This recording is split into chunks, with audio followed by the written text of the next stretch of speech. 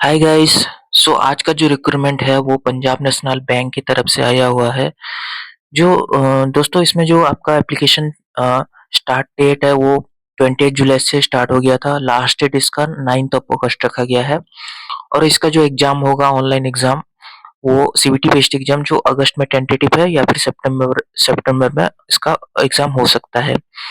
सो इस जो पोस्ट है दोस्तों इसमें लोकल बैंकिंग ऑफिसर का पोस्ट एलबीओ का पोस्ट निकाला गया है। टोटल नंबर ऑफ वैकेंसीज आपका 545 वैकेंसीज हो जाता है।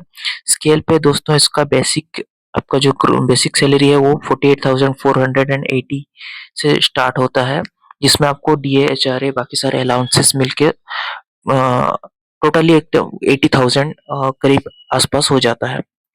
सो दोस्तों इसमें जो पोस्ट निकाला गया है डिफरेंट स्टेट के हिसाब से डिफरेंट नंबर ऑफ पोस्ट निकाला गया है। दोस्तों इसमें आंध्र प्रदेश में टोटल आपको 4 वैकेंसीज देखने सॉरी आंध्र प्रदेश में टोटल आपको 4 वैकेंसीज देखने को मिल जाता है।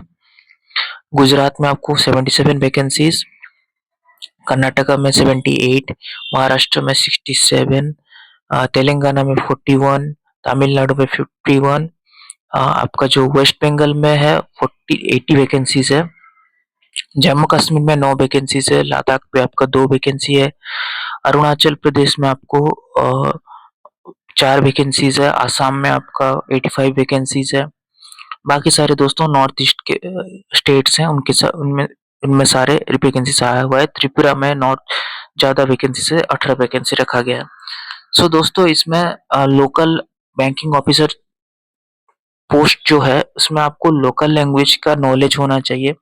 आप जिस भी स्टेट पे अप्लाई कर रहे हो उसमें आपका ये सारे लैंग्वेज आपको आना चाहिए। अगर आप तेलंगाना से अप्लाई कर रहे हैं तो तेलुगु लैंग्वेज आना चाहिए आपको। वेस्ट बंगाल से आप बंगाली लैंग्वेज आना चाहिए। जम्मू कश्मीर में आपको उर्दू, डोगरी या फिर कश्मीर लैंग्वेज आना चाहिए। अरुणाचल प्रदेश में इंग्लिश लैंग्वेज है, इंग्लिश आपको आना चाहिए। ऐसे ही आप सिक्किम में है तो नेपाली या फिर सिक्किम लैंग्वेज आपको आना चाहिए। सो दोस्तों ये जो पोस्ट है वो मैं सोच रहा था कि ये शायद फ्रेशर्स वालों के लिए लाया गया है, बट नहीं, इसमें एक्सपीरियंस का थोड़ा-सा माँगा गया है। दोस्तों इसमें जो आप एलिजिबिलिटी एक बार देख लेते हैं।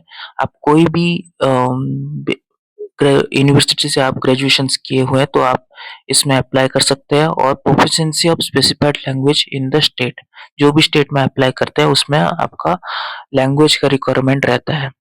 उसमें आप उसी लैंग्वेज में आपका प्रोफिशिएंसी होना चाहिए। सो दोस्तों इसमें जो आपका एज लिमिट रहता है वो एज लिमिट मिनिमम 20 से मैक्सिमम 30 साल तक आपका एज लिमिट है। Candidate should be graduate in any discipline, कोई भी डिसिप्लिन में आपको ग्रेजुएट होना चाहिए।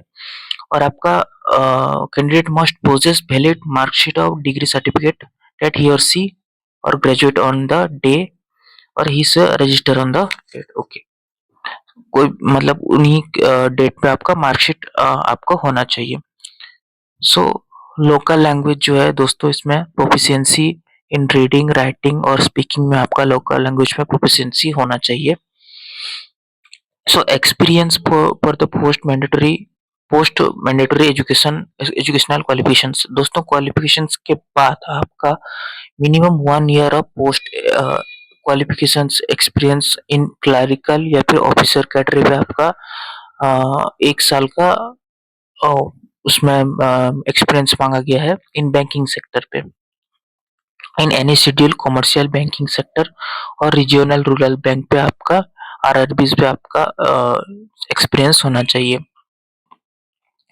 सो दोस्तों ये था आज का अपडेट जिसमें आपको एक्सपीरियंस मांगा गया है 1 साल का मिनिमम। आप कोई भी बैंक पे आप अगर क्लरिकल या फिर ऑफिसर पोस्ट पे एंगेज हुए हैं तो आपको ये वाला वैकेंसी एलिजिबल हो पाएंगे।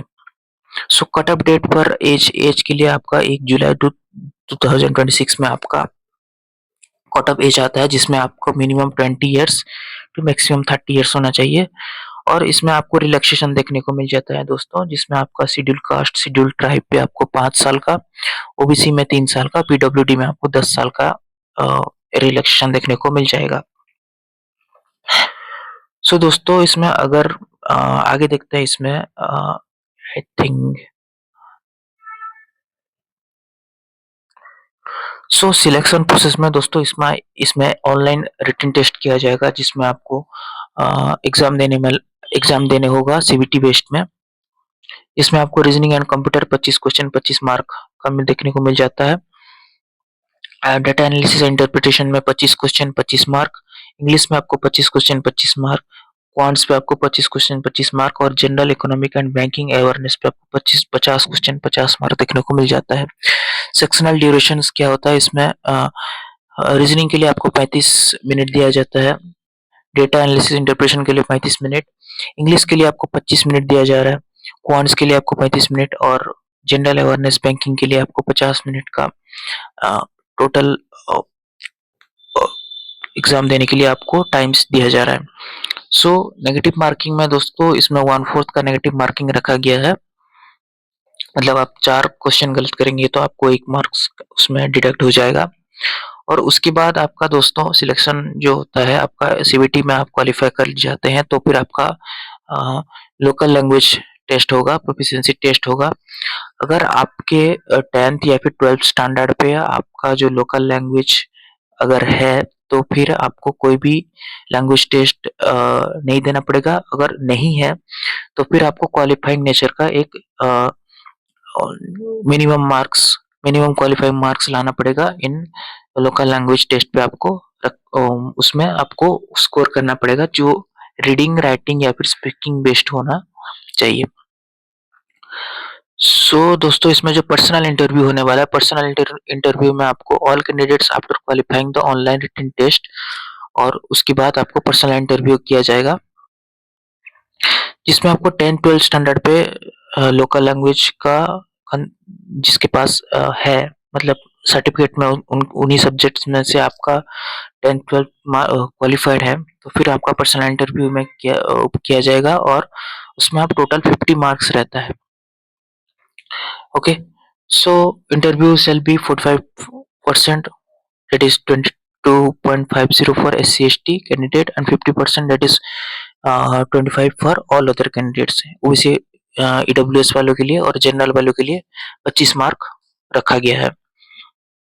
दोस्तों इसके बाद आपका फाइनल सिलेक्शन किया जाएगा combined performance of written examination और पर्सनल इंटरव्यू को मिला के subject to qualifying language test. Language test आपका क्वालिफाइंग नेचर है, उसमें कोई मार्क्स ऐड नहीं हो रहा है। इंटरव्यू और रिटन टेस्ट को लेके आपका मेरिट लिस्ट तैयार किया जाएगा, उसके बाद आपका फाइनल सिलेक्शन और डॉक्यूमेंट वेरिफिकेशन के लिए आपको प्रोसीड किया जाएगा। दोस्तों ये रहा सारे स्टेट्स के एग्जाम सेंटर्स कहाँ पे आपको एग्जाम देने को सिटीज अवेलेबल है, सारे दिया गया है। अगला देखते हैं इसका दोस्तों एप्लीकेशन फीस। एप्लीकेशन फीस शायद देख के आपको बहुत ही मजाक लगेगा, मतलब ऑल अदर्स के लिए यहाँ पे आपको ओबीसी जनरल और ईडब्ल्यूएस के लिए दोस्तों 1000 रुपए रखा गया है और SC/ST वालों के लिए ओनली 50 रुपए रखा गया है। ये क्या इतना डिफरेंस क्यों है भाई? अगर हमारा 1000 हुआ तो SC/ST वालों के लिए 500 रुपए तो रखना चाहिए ना। इसमें आपको 11% जीएसटी सॉरी 18% जीएसटी मिला के 1180 रुपए और 59 रुपीज आपका SC/ST वालों के लिए हो जाता है। दोस्तों इसका जो अप्लाई लिंक है और जो PDF लिंक है मैं आपको डिस्क्रिप्शन में प्रोवाइड कर दूंगा। दोस्तों अच्छा लगा तो वीडियो को लाइक कीजिए, चैनल को सब्सक्राइब शेयर कीजिए, बेल आइकन को प्रेस कीजिए। मिलते हैं दोस्तों कोई अगले जॉब अपडेट्स में, तब तक के लिए बाय बाय।